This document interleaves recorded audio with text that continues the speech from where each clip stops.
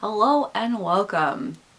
It is time for another Disney review, because that's all this channel is anymore. The year is 2020, and the first Disney film that's on our list for this year to review is based in medieval times. But not really. Modern medieval times. We're going to talk about Onward. And even before we jump into Onward to discuss, let me get out of the way, because I did not realize that there was a short before the film. Because this is a Disney Pixar film, that makes sense because Pixar always has the shorts and I never thought about that. But what's really strange about this is it was The Simpsons. And I still cannot adjust to the fact that now The Simpsons are Disney property. I will never ever be able to adjust, honestly. And this is the strangest thing that I saw was a Simpsons short. DVDs are dying, but when it comes to the Blu-ray and DVD, I'm sure the Simpsons short will be put alongside it. But otherwise, the only time you're going to be able to see it if you're going to see it in the theaters like I just did. And you can really tell The Simpsons has their own humor still, but it's very Disney-fied.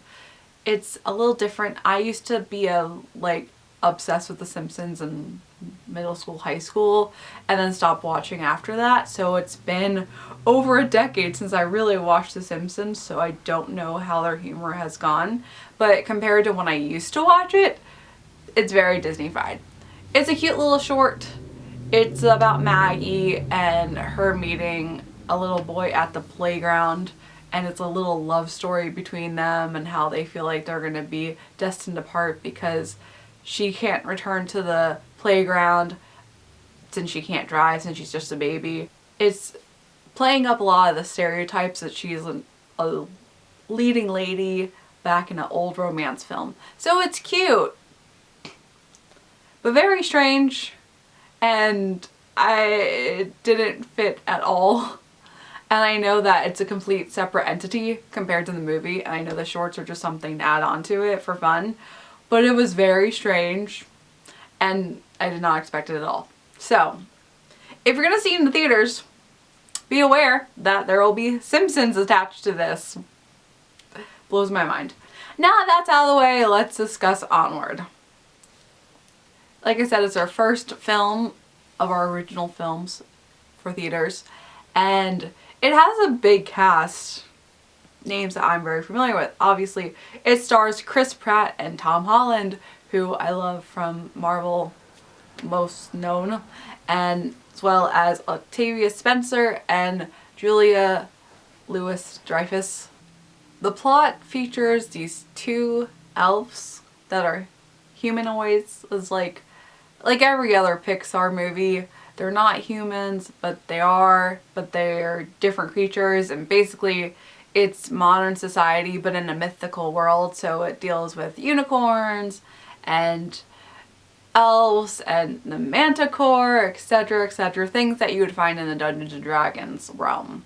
And I think if you are a fan of Dungeons and Dragons and medieval creatures, you'll be more interested than most.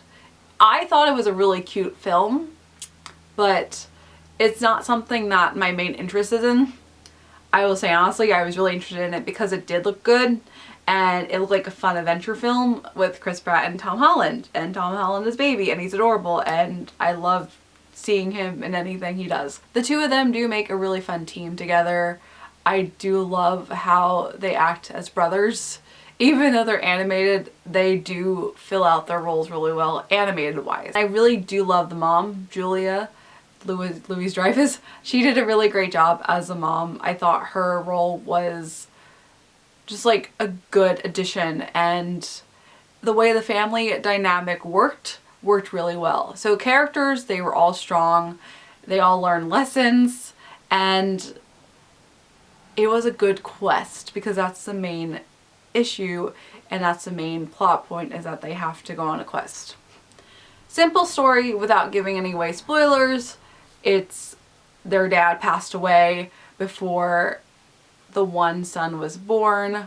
So Chris Pratt plays Barley, the older brother, and Tom Holland plays Ian, the younger brother, he's turning 16 and he never got to meet his father, whereas Barley got to have his father around for about a year or so before his dad passed away from being sick.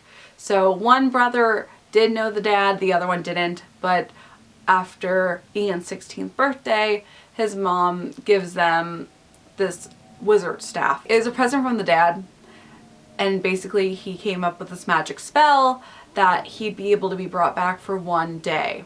And of course, in good old adventure fashion, it does not go according to plan, and that's shown in the trailer, so that's not even a spoiler. So they have to go on this quest to find a gemstone to bring the rest of their dad back. And of course, they learn lessons along the way. It's a good developing family film, and it didn't go in the direction that I thought it would go, and it was a little bit bittersweet. And I was on the edge of my seat the entire time because I was just waiting for them to get this stone because I wanted them to complete the spell. I felt so bad, even though they're animated characters, if the spell didn't work. So that was something interesting, the way it ended without spoiling it. But it was really cute. It was very emotional, and it's worth a watch one time, I believe. I don't think I would really watch this again. It was something that I'm glad I saw, but then afterwards I'm like, okay, it wasn't the same obsession love that I have for other Pixar films. I'm like, this was the best thing I've ever seen. I need to watch it again and again. It didn't have it here. It was just a really cute story. I think it's also because I'm not interested in a lot of the medieval characters, dragons and dungeons and anything in that sort. I never could get into, so I think it has a more niche market, but it's still worth a watch. It's still very well done.